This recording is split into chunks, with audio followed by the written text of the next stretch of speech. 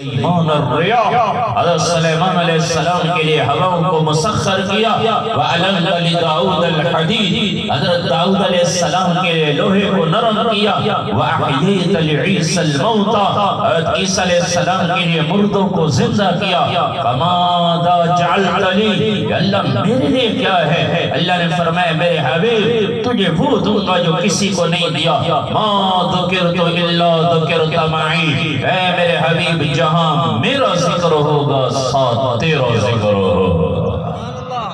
تو یہ میں نے حبیب بنائے ہیں، میرے نبی حبیب اللہ ہیں، حضرت موسیٰ علیہ السلام کلیم اللہ، حضرت ابراہیم علیہ السلام خلیل اللہ۔ کیا فرق ہے حبیب اللہ کلیم اللہ اور خلیل اللہ میں؟ علماء تشریف فرمائے ہیں ایک لفظی فرق ہے، پھر معنی کے اعتبار سے پھر اصطلاحی فرق ہے۔ ایک فرق جو علماء فرماتے ہیں حبیب اللہ وہ ہے جسے بن مانگے دیا جاتا ہے، خلیل اللہ اور کلیم اللہ مانگ کر لیتے ہیں، خلیل مانگ کر لیتا ہے، کلیم مانگ کر لیتا ہے، اور حبیب وہ ہوتا ہے جس سے بن مانگے دیا جاتا ہے۔ کسی سے تعلق زیادہ ہوتا ہے تو کوئی خیرات یا کوئی ایسا کام کریں تو کہتے ہیں کہ فلانے کے گھر بھی دے آؤ، اس نے مانگا نہیں ہوتا، یہ تعلق ہے، تعلق۔ حبیب اللہ صلی اللہ کو سب سے زیادہ تعلق بن مانگے اللہ عطا فرما رہے ہیں۔ موسیٰ علیہ السلام کلیم اللہ ہے، اللہ سے عرض کر رہے ہیں، بلکہ کوئی دور پہ پہنچے بھاگے ہوئے تو اللہ نے فرمایا وَمَا عَاجَلَكَ عَنْ قَوْمِكَ يَا مُوسَىٰ، اے موسیٰ قوم کو پیچھے چھوڑائے، جلدی کیوں کی؟ کہنے لگے اَجِلْتُ إِلَيْكَ رَبِّ لِتَرْضَىٰ، یا اللہ جلدی اس لیے کی تاکہ تو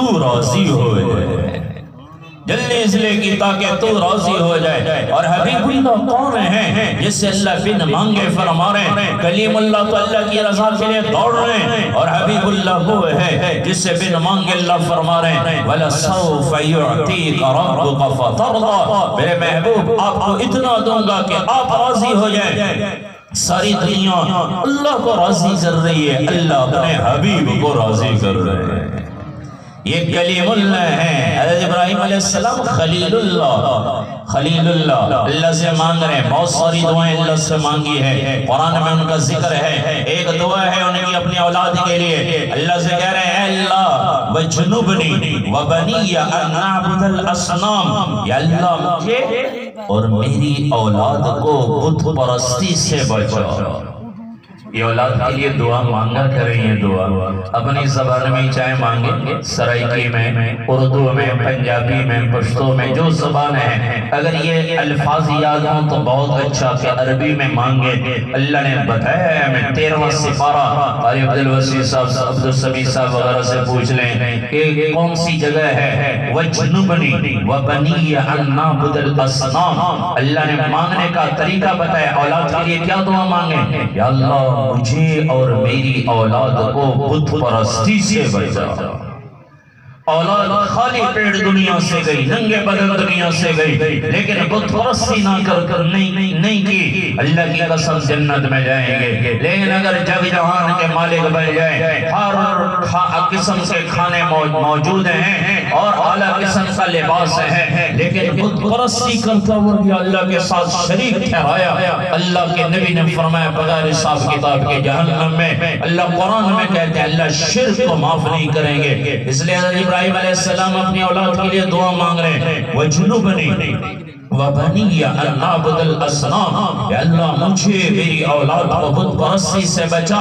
اور حبیب اللہ کون ہیں جنہیں بن مانگے کہا جا رہا ہے إِنَّمَا يُرِيدُ اللَّهُ لِيُذْهِبَ عَنْكُمُ الرِّجْسَ أَهْلَ الْبَيْتِ وَيُطَهِّرَكُمْ تَطْهِيرًا، میرے محبوب میں نے آپ کو، گھرانے کو، خاندان کو، اہل بیت کو بن مانگے بت پرستی اور تمام گندگیوں سے پاک کر دیا ہے۔ اللہ کے نبی کا سارا خاندان بت پرستی سب سے بڑی گندگی ہے، اللہ کے ساتھ شرک سب سے بڑا ظلم، سب سے بڑی گندگی۔ اللہ نے اپنے نبی کے سارے خاندان کو بت پرستی سے پاک بنایا ہے۔ حضرت محمد صلی اللہ علیہ وسلم بن عبداللہ بن عبد المطلب بن ہاشم بن عبد مناف بن قصی بن کلاب بن مرہ بن کعب بن لوی بن غالب بن فہر بن مالک بن نظر بن کنانہ بن خزیمہ بن مدرکہ بن الیاس بن مزر بن نضار بن معد بن عدنان بن عود بن حمیصہ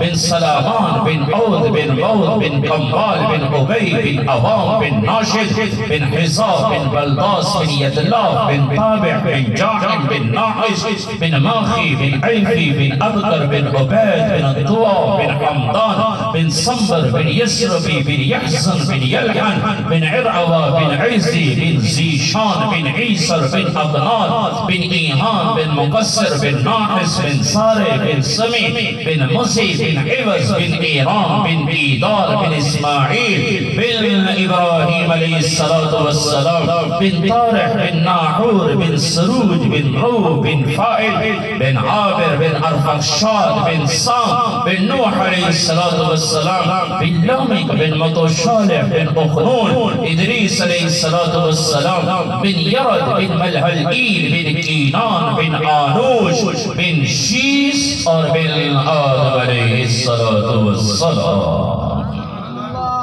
یہ حبیب اللہ ہیں، سارے نبیوں کے سردار ہیں، سارے نبیوں کے امام ہیں. اللہ فرما رہے ہیں یہی لوگ ہیں جن پر میں نے انعام کیا ہے، سب سے اعلیٰ مقام جن کو بخشا ہے. ہم انعام سمجھتے ہیں، ہم فضل سمجھتے ہیں، دنیا کا مل جانا، مال مل گیا تو سمجھتے ہیں اللہ کا فضل ہے، نہ ملا تو یہ گزارا تیندا پیا. نہیں، اللہ مال کا مل جانا یہ کوئی اللہ کا فضل نہیں. اللہ فرما رہے ہیں انما اموالکم و اولادکم فتنہ، تمہارے مال تمہاری اولادیں تمہارے لیے بڑی آزمائشیں ہیں.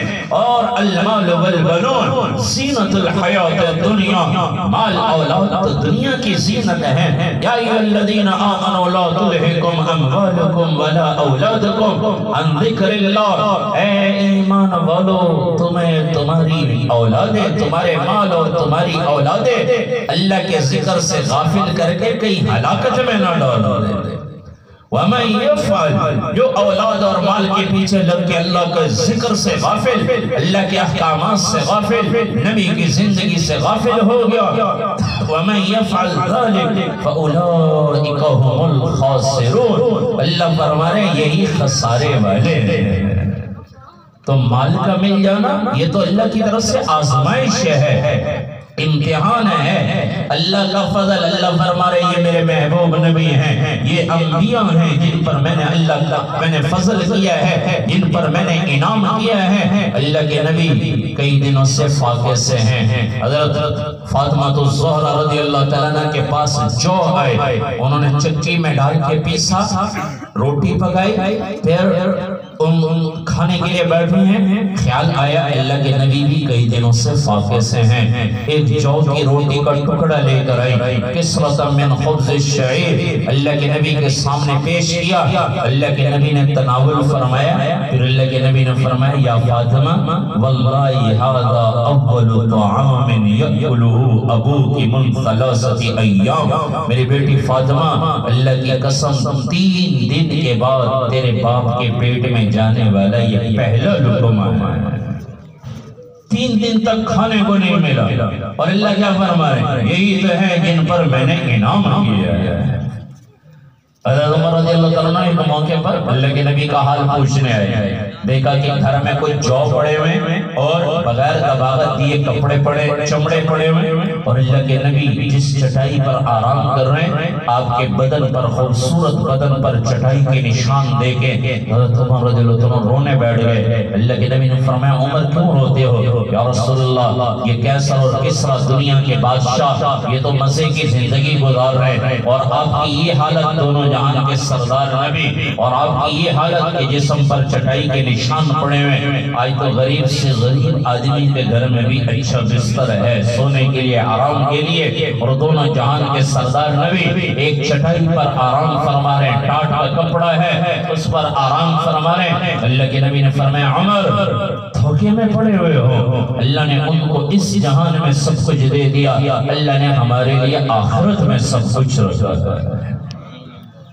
تو اللہ کے نبی کی یہ حالت، اور اللہ کیا فرما رہے ہیں یہی تو ہے جن پر میں نے انعام کیا ہے.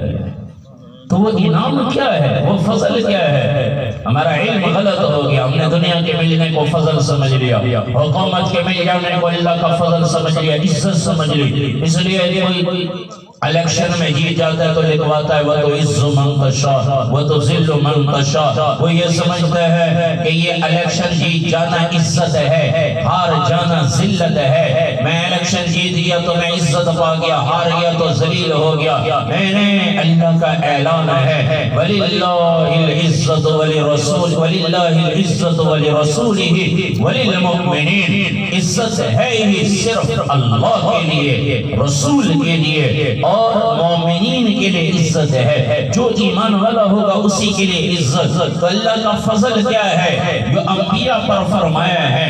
دنیا کا مل جانا اللہ کا فضل نہیں، اللہ خود فرما رہے ہیں وَأَنزَلَ اللَّهُ عَلَيْكَ الْكِتَابَ وَالْحِكْمَةَ۔ میرے نبی آپ پر اللہ نے کتاب کو اتارا، والحکمہ علماء مفسرین نے لکھا ہے حکمت سے مراد احادیث مبارکہ، اللہ نے آپ پر کتاب اللہ کو اتارا اور آپ پر احادیث مبارکہ کو اتارا، وَعَلَّمَكَ مَا لَمْ تَكُنْ تَعْلَمْ۔ اور میرے نبی اللہ نے آپ کو اس چیز کا علم عطا فرمایا جس کا آپ کو علم نہ تھا، وَكَانَ فَضْلُ اللَّهِ عَلَيْكَ عَظِيمًا۔ اللہ فرما رہے یہی اللہ کا آپ پر سب سے بڑا فضل ہے۔ اللہ کا انعام، اللہ کا فضل کیا ہے؟ کتاب اللہ کا مل جانا، حدیث مبارکہ کا پڑھ لینا۔ حضرت داؤد علیہ السلام، حضرت سلیمان علیہ السلام، حضرت سلیمان علیہ السلام کو اللہ نے بادشاہت عطا فرمائی تھی، اور کتنی بڑی بادشاہت تھی۔ جنات ان کے تابع تھے، ہوائیں ان کا کہنا مانتی تھی، پرندے ان کے تابع تھے، جو حکم دیتے پرندے حاضر ہو جاتے تھے۔ ایسی اللہ نے بادشاہت عطا فرمائی، لیکن اس پر کہیں ذکر نہیں ہے کہ انہوں نے کہا اللہ نے ہم پر فضل فرمایا۔ اللہ فرما رہے ہیں وَلَقَدْ آتَيْنَا دَاؤُودَ وَسُلَيْمَانَ عِلْمًا۔ ہم نے حضرت داؤد علیہ السلام اور سلیمان علیہ السلام کو علم عطا فرمایا۔ پھر وہ انہوں نے کیا کہا؟ الحمدللہ الذی فضلنا۔ تمام تعریفیں اس اللہ کے لیے ہیں جس نے ہم پر فضل فرمایا ہے۔ تو علم کا مل جانا اللہ کا فضل ہے۔ یہ جن بچوں کی آج استعارہ بندی ہے اور جن بچوں نے قرآن پڑھا یا وہ عالم بن گئے، جن بچیوں نے قرآن پڑھا یا بچیاں عالمہ بن گئی، حافظہ بن گئی، ان پر اللہ کا فضل ہے، یہ اللہ کا انعام ہے۔ اللہ کے نبی نے فرمایا مَن یرد اللہ بہ خیرا یفقہہ فی الدین۔ اللہ جس سے دین بھلائی کا ارادہ کرتے ہیں اسے دین کی سمجھ عطا فرماتے ہیں۔ دین کی سمجھ کا مل جانا یہ اللہ کا بڑا فضل ہے۔ اس لیے عالیشان بلڈنگ بنوا کے نہیں، بلکہ جن کا بچہ حافظ بنا، جن کی بچی حافظہ بنی، جن کا بچہ عالم بنا، جن کی بچیاں عالمہ بنی، انہیں کہنا چاہیے ھذا من فضل ربی، یہ میرے رب کا فضل ہے۔ ذالک فضل اللہ یؤتیہ من یشاء، یہ اللہ کا فضل ہے، اللہ جس کو چاہے عطا کر دے۔ علم کا مل جانا یہ اللہ کا فضل ہے۔ انبیاء کی زندگی قرآن ہمیں بتاتا ہے اللہ کا انعام یہ ہے دین کی سمجھ مل گئی، اللہ کا فضل یہ ہے دین کی سمجھ مل گئی۔ حضرت علی رضی اللہ عنہ کے پاس کوئی کوفہ بصرہ والوں میں آپس میں اختلاف ہو گیا۔ کچھ لوگ کہنے لگے علم افضل ہے، کچھ نے کہا مال افضل ہے کہ مال سے آدمی بڑے دین کے کام خیر کے کام کر لیتا ہے۔ آج بھی بعض لوگوں کا یہی ذہن بنتا جی میرے پاس پیسے آئیں گے تو پھر میں یہ کر دوں گا، مدرسہ بنا لوں گا، مسجد۔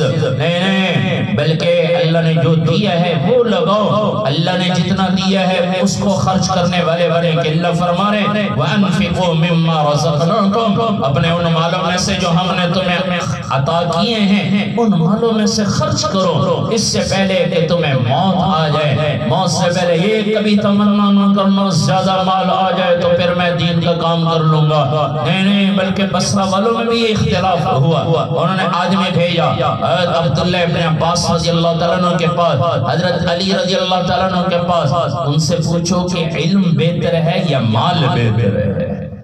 تو انہوں نے کہا کہ علم بہتر ہے۔ کہنے لگے اگر وہ مجھ سے دلیل پوچھیں کہ کیوں بہتر ہے علم اس لیے بہتر، تو میں کیا جواب دوں؟ انہوں نے فرمایا انہیں کہنا العلم میراث الانبیاء والمال میراث الفراعنہ، یہ مال تو فرعون کی میراث ہے اور علم تو انبیاء کی میراث ہے۔ ورثت الانبیاء، اللہ کے نبی نے فرمایا یہ علم یہ علماء العلماء میرے بھی وارث اور انبیاء کے بھی وارث۔ ایک روایت میں آتا ہے العلماء خلفاء الانبیاء، یہ علماء انبیاء کے خلیفہ ہیں۔ ایک روایت میں العلماء خلفاء اللہ فی الارض، یہ اللہ کے زمین میں خلیفہ ہیں۔ امین اللہ فی الارض، ایک روایت میں یہ اللہ کی امانت دار ہیں۔ العلماء سلطان اللہ فی الارض، یہ اللہ کے بادشاہ ہیں۔ فمن وقع فیہ فقد ہلک، جو ان کے پیچھے پڑ گیا وہ ہلاک ہو گیا۔ یہ میراث اور انبیاء کی میراث ہے۔ مال فرعون کی میراث، انبیاء فرعون سے کئی درجہ بہتر، لہذا ان کی میراث بھی مال سے ان کی میراث سے بہتر ہے۔ اور دوسرا فرق، مال کی حفاظت کرنی پڑتی ہے۔ اب بینکوں کے سامنے جائیں تو گنوں والے کھڑے ہیں، بڑی دکانیں ہیں جن کی آمدن زیادہ ہے، وہاں گنوں والے کھڑے ہیں کہ مال کی حفاظت کرنی پڑتی ہے، اور علم آدمی کی خود حفاظت کرتا ہے۔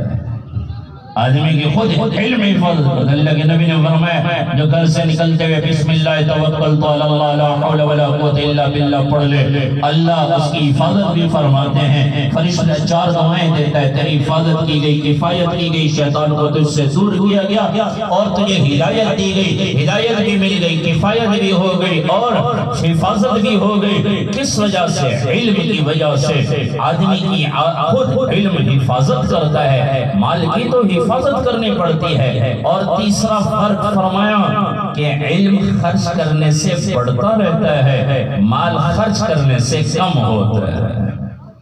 مال خرچ کرنے سے کم ہوتا ہے اور علم بڑھتا رہتا ہے۔ جیسے قاری صاحب عبدالوسیع صاحب، قاری عبدالسمیع صاحب بچوں کو پڑھاتے ہیں تو قرآن بڑھتا جا رہا ہے، بچے پڑھتے رہتے ہیں۔ بعض ایسے لوگ بھی ہیں جو رمضان میں روزانہ ایک قرآن ختم کر لیتے ہیں۔ امام شافعی رحمت اللہ علیہ کے بارے میں آتا ہے 61 قرآن پاک ختم کرتے تھے، ایک دن کو، ایک رات کو، ایک تراویح میں ختم کر دیتے تھے۔ لیکن کبھی نہیں سنا کہ ان کا علم کم ہو گیا، بڑھتا رہتا ہے، اور مال جتنا خرچ کرو گے اتنا ہی کم ہوتا رہتا ہے۔ پھر آدمی کا انتقال ہو جاتا ہے، مر جاتا ہے، علم ساتھ جاتا ہے، قبر میں بھی ساتھ، مال آدمی کا یہی رہ جاتا ہے، علم ساتھ جاتا ہے۔ اور علم اللہ صرف مومنین کو عطا فرماتے ہیں، مال تو اللہ نافرمانوں کو بھی دیتے ہیں، مومنوں کو بھی دیتے ہیں، کافروں کو بھی اللہ دیتے ہیں، بلکہ کافروں کو اللہ نے زیادہ مال دیا ہے۔ وَلَوْلَا أَن يَكُونَ النَّاسُ أُمَّةً وَاحِدَةً لَجَعَلْنَا لِمَن يَكْفُرُ بِالرَّحْمَنِ لِبُيُوتِهِمْ سُقُفًا مِّن فِضَّةٍ وَمَعَارِجَ عَلَيْهَا يظہرون۔ اللہ فرما رہے ہیں اگر یہ ایک امت نہ ہوتی اور ایمان والوں کے پسلنے کا خطرہ نہ ہوتا تو ہم کافروں کے لیے ان کے گھروں کی سیڑھیاں، ان کی چھت بھی سونے کی بنا لیتے تھے۔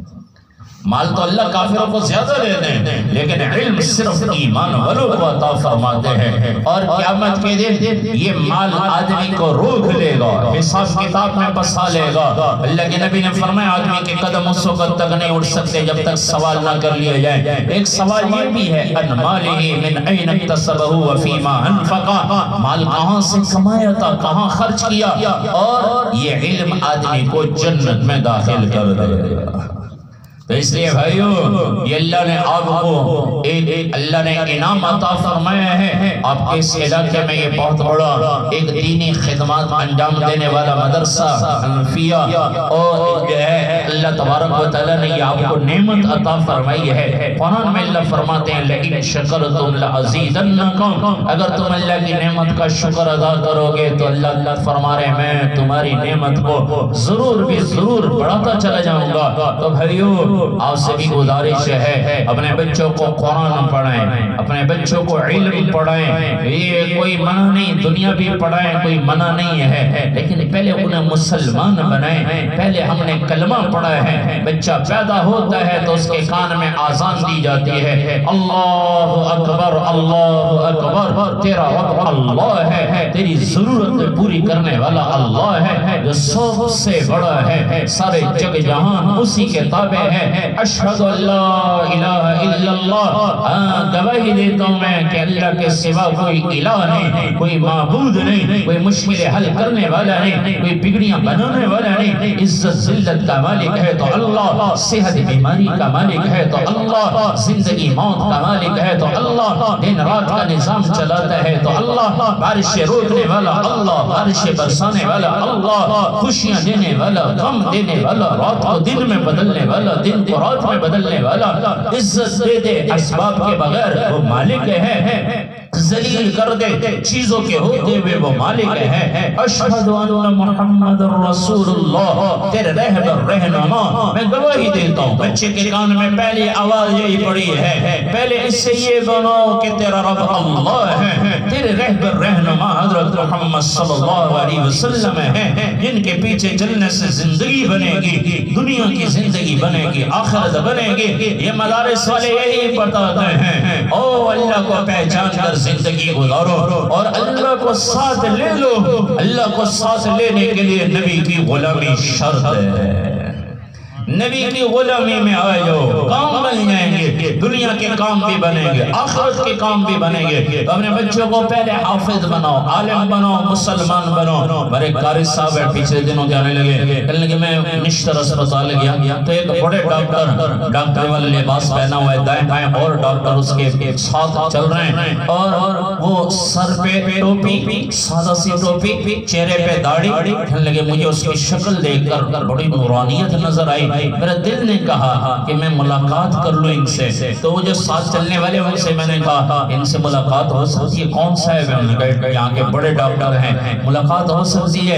کہنے لگے، انہوں نے کہا ابھی تو نہیں، بڑے مصروف ہیں، لیکن یہ ان کی گاڑی کھڑی ہے، یہ ان کی جب چھٹی ہوگی تو اسی گاڑی میں بیٹھ کر جاتے ہیں، جب چھٹی ہو جائے پھر ان سے ملاقات ہو سکتی ہے۔ تو کہنے لگے 2 گھنٹے سے اوپر میں نے وہاں انتظار کیا کہ جب چھٹی ہوگی پھر میں ان سے ملاقات، اتنا شوق تھا مجھے۔ تو کہنے لگے جب وہ آئے پھر ان سے تعارف وغیرہ ہوا تو پھر میں نے پوچھا کہ یہ ڈاکٹری کی حالت میں اتنے بڑے ڈاکٹر اور یہ سر پہ ٹوپی اور چہرے پہ داڑھی یہ کہاں سے؟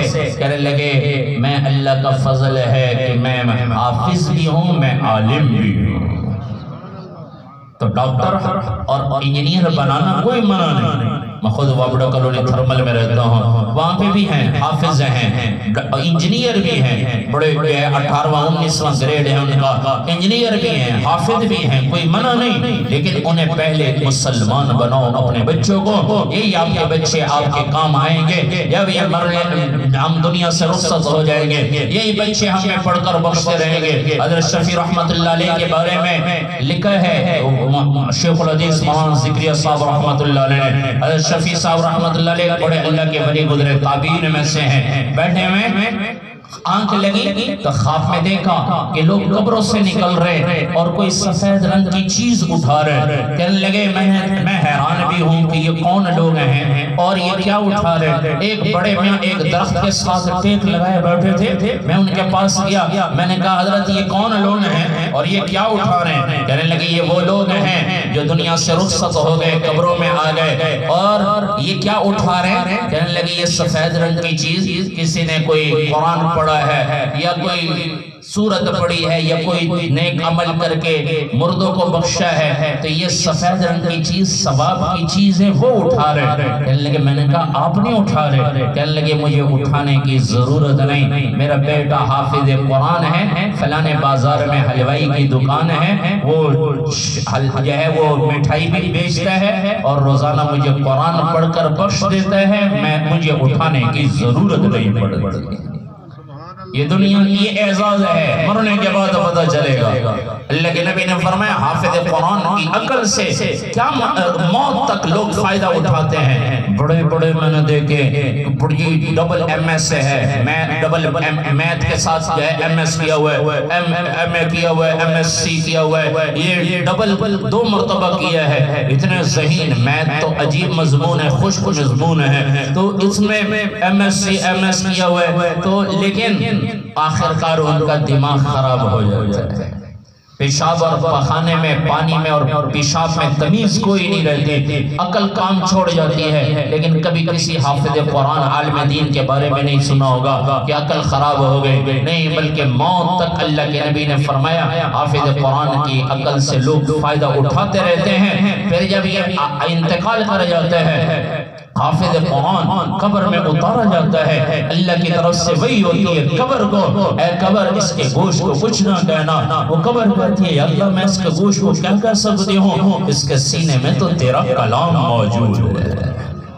اللہ کے نبی نے فرمایا حافظ قرآن کو قیامت تک قبر کا عذاب نہیں ہوتا. قبر میں صحیح سالم، ہمارے مظفر گڑھ کے ایک حافظ قرآن تھے، بہت کثرت سے قرآن پڑھتے تھے. وہاں تبلیغی مرکز میں کچھ امامت بھی کرائی انہوں نے، تو قرآن کثرت سے پڑھتے تھے. انتقال ہو گیا، دفن کیا گیا، 1.5 سال 18 ماہ گزر چکے تھے. بارشیں ہوئی بہت زیادہ، ان کی قبر بیٹھ گئی. تو ان کے بیٹوں نے فتویٰ منگوایا خیر المدارس بڑے مدرسوں سے، کراچی کے مدرسے، جامعہ اشرفیہ لاہور سے، بڑے بڑے مدارس سے فتویٰ منگوایا. انہوں نے یہی کہا ضرورت کے بقدر قبر کو کھودا جائے، کھول لیا جائے، پھر جو ہے درست کر کے دوبارہ دفن کر دیا جائے. تو وہ کہنے لگے 18 ماہ کے بعد جب قبر کو کھولا تو کفن بھی صحیح سالم پڑا. حافظ قرآن ہے، مرنے کے بعد پتہ چلے گا، دنیا بھی بنتی ہے. یہ لوگ بعض لوگ کہہ دیتے ہیں جی حافظ بن گیا، ویسے کہتے ہیں جی مولوی کھاندے بہت زیادہ ہے. پوچھو نا، کہتے ہیں مولوی بہت کھاتے ہیں، ویسے یہ لوگ کہتے ہیں. اور جب انہیں کو اپنے بیٹے کو مولوی بنا لو تو کہتے ہیں میرا بیٹا کھائے گا کہاں سے.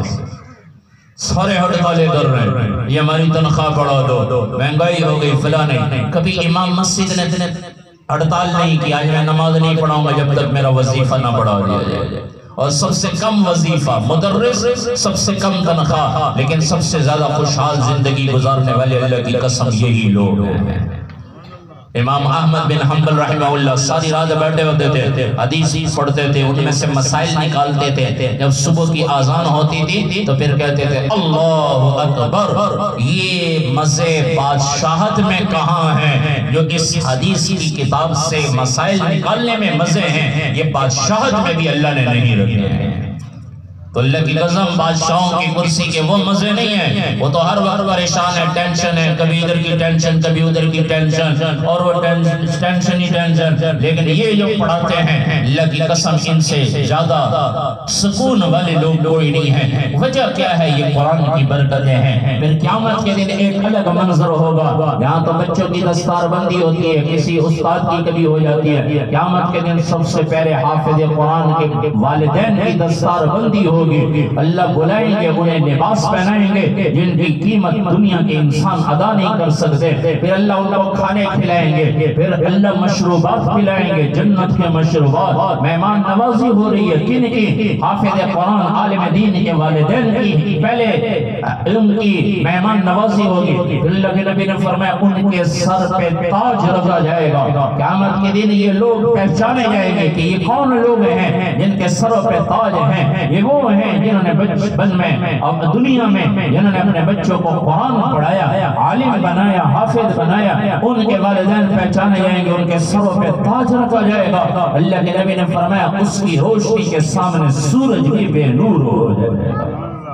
تو یہ عزت اللہ تعالیٰ فرمائیں گے قیامت کے دن. پھر بھائیو اگر خود نہیں پڑھ سکے اپنی اولاد کو پڑھائیں، اولاد نہیں پڑھ سکی تو پھر کسی اور کے لیے ذریعہ بن جائیں. علماء سے محبت، مدرسے والوں سے محبت کریں. اللہ کی قسم اللہ کے نبی کا فرمان ہے قیامت کے دن آدمی اسی کے ساتھ اٹھایا جائے گا جن سے محبت کرتا تھا. قیامت کے دنوں نہیں گزا، بلکہ ایک حدیث میں آتا ہے اللہ کے نبی نے فرمایا اذا اجتمع العالم والعابد على الصراط. قیامت کے دن بولے صراط پر عالم اور عبادت گزار دونوں جمع ہو جائیں گے. بولے صراط پر سے گزریں گے، نیچے جہنم ہے، پار ہو گئے تو جنت ہے، دونوں جمع ہوں گے پورے صراط پر. اللہ فرمائیں گے عبادت گزار سے ادخل الجنہ وتنعم بعبادتک، جاؤ جنت میں داخل ہو جاؤ، اور جو دنیا میں عبادت کی ہے آج اس کے بدلے میں کھاؤ پیو مزے کی زندگی گزارو. اور عالم سے کہا جائے گا کف علی الصراط، یہی پورے صراط پر کھڑے ہو جائیے. عشق لمن احببتا، اور ان کی شفاعت کرو جن سے محبت کرتے تھے. جن کو گایا علماء کو، ان سے جن سے محبت کرتے تھے آج ان کی شفاعت کرو. یہ نہیں کہ جو تم سے محبت کرتے تھے، بلکہ جو جن سے تم محبت کرتے تھے. تو ہمیں محبت ہوگی تو علماء کو بھی ہم سے محبت ہوگی. اگر ہمیں ان سے محبت نہ ہوئی تو ان کو تو ضرورت ہی کوئی نہیں. وہ تو حفاظ کرام قراء حضرات سارا دن قرآن پڑھنے میں مشغول، اور علماء سارا دن احادیث مبارکہ وغیرہ قال رسول پڑھانے میں مشغول، کوئی نمازوں میں مشغول ہے، ہر وقت مصروفیات ہیں. لیکن اگر ہم محبت کریں گے تو ان کو بھی ہم سے محبت ہوگی، اور یہ محبت قیامت کے دن کام آئے گی. آج لوگ کہتے ہیں میرے فلانا ایم پی ایس سے تعلق، فلانے ایم این ایس سے تعلق، مرتے ہی یہ تعلق ختم ہو جائے گا. لیکن خوش نصیب ہیں وہ لوگ جنہیں علماء سے محبت ہے، جنہیں حفاظ سے محبت ہے، صرف اس وجہ سے کہ اللہ کا کلام سینے میں ہے. بلکہ ایک حدیث یاد آ گئی، اللہ کے نبی نے فرمایا جس نے کسی حافظ قرآن کو کھلایا، اپنے کھانے میں سے یا کوئی چیز کھلا دی، یا اپنے مشروبات میں سے پلایا، کوئی چیز پلا دی، چائے پلا دی، بوتل پلا دی، پانی پلا دیا، جس نے پلایا یا کھلایا کس وجہ سے؟ اس کے سینے میں قرآن ہے. صرف اس وجہ سے قرآن کی ڈگری کو کوئی ڈگری نہیں پہنچ سکتی. ہمارے دوست ہیں جاننے والے، کچھ عرصہ پہلے سال 1.5 سال ہو گیا، پہلے مجھے کہنے لگے آج میں نے ایم پی ایس صاحب کی دعوت کی تھی، اور میں نے ایم پی ایس صاحب ہمارے گھر تشریف لائے، میں نے ان کی دعوت کی تھی. میں نے ویسے پوچھ لیا کتنا خرچہ ہوا، کہنے لگے 8,000 روپے خرچ ہوا. ایم پی ایس صاحب کی دعوت کی 8,000 روپے کس لیے؟ کہ مجھے شہرت مل جائے اور میری تصویریں بن جائیں، لوگ کہیں کہ یہ ایم پی اے کے ساتھ تعلق ہے. میں نے کہا یہ تعلق مرتے ہی ختم. کوئی ایم پی اے تمہاری قبر پہ نہیں آئے گا، کوئی تمہارے فاتح خانی کے لیے کوئی تمہارے جنازے میں نہیں آئے گا. آئیں گے تو یہی علماء آئیں گے، یہی حفاظ ہوں گے. عالم کو آگے کھڑا کرو کہ جنازہ پڑھانا ہے، عالم کو آگے کرو قبر میں اتارنا ہے، کفن دینے کے لیے عالم اور قبر میں اتارنے کے لیے عالم. بعد میں دعا مانگنی ہے قبر میں، یہ عالم کو بولاؤ. یہ ہر معاملے میں عالم. پھر یہ دنیا میں رابطہ ختم نہیں ہوتا، بلکہ قیامت کے دن بھی اللہ فرمائیں گے علماء سے جن سے محبت کرتے تھے آج ان کی شفاعت کرو. جس کی شفاعت کرو گے تمہاری شفاعت قبول ہے، ہماری شفاعت قبول ہے. فقام العلماء مقام الانبیاء. اللہ کے نبی نے فرمایا اس دن علماء کو انبیاء کے کھڑے ہونے کی جگہ کھڑا کر دیا جائے گا. تو بھائیو آپ حضرات سے بھی گزارش ہے علماء سے محبت رکھیں. اس لیے اللہ کے نبی نے فرمایا 4 آدمی بننا، 5 نہ بننا. یا قرآن سیکھنے والا، یا سکھانے والا، یا ان کے ساتھ بیٹھنے والا، یا ان کے ساتھ محبت کرنے والا. 5واں نہ بننا. 5واں ان کی مخالفت کرنے والا نہ بننا. جس نے قرآن والوں کی، علماء کی مخالفت کی وہ ہلاک ہو. تو بھائیو آج سے نیت کریں گے انشاءاللہ اپنے بچوں کو قرآن پڑھائیں گے. اور اللہ نے ہمیں یہ نعمت عطا فرمائی ہے، یہ ایسی نعمت ہے اگر خود نہیں پڑھ سکے تو اپنی اولاد کو پڑھائیں. اولاد بھی نہیں پڑھ سکی تو کسی اور کے لیے ذریعہ بن جائیں. کہ مدرسے میں جو بچے پڑھ رہے ہیں ان کے لیے راشن کا، ان کے لیے کھانے پینے کا یا ان کی رہائش کا بندوبست کر دیا جائے تو یہ بھی اسی زمرے میں آتا ہے. ان کے لیے بھی قیامت کے دن یہ لوگ شفاعت کریں گے. شیخ الحدیث مولانا زکریا صاحب رحمت اللہ علیہ نے لکھا ہے یحییٰ برمکی ایک خلیفہ گزرا ہے. سفیان ثوری رحمت اللہ علیہ ان کی خدمت میں ہر مہینے 1,000 درہم بیچتے تھے. کس لیے؟ کہ یہ دین کی محنت میں لگے ہوئے ہیں، ان کو دنیا کی فکر نہ ہو، یہ یکسو ہو کر دین کی خدمت کرتے رہے. ان کی خدمت میں 1,000 درہم بیچتے تھے. اور سفیان ثوری رحمت اللہ علیہ سجدے میں ان کے لیے دعا کرتے تھے کہ اللہ یحییٰ برمکی میری دنیا کا کفیل بنا ہے تو اس کی آخرت کا کفیل بن جائے. تو شیخ الحدیث صاحب رحمت اللہ علیہ نے لکھا ہے کہ وہ ان کا انتقال ہو گیا، یحییٰ برمکی کا انتقال ہو گیا. ایک اللہ والوں نے خواب میں دیکھا، پوچھا کیا ہوا؟ کہ اللہ نے اپنے سامنے کھڑا کیا اور اللہ نے فرمایا تو میرے بندے سفیان ثوری کا کفیل تھا، اس کی دعا قبول ہے، یا آج میں تیرا کفیل ہوں، میں نے تیری مغفرت کر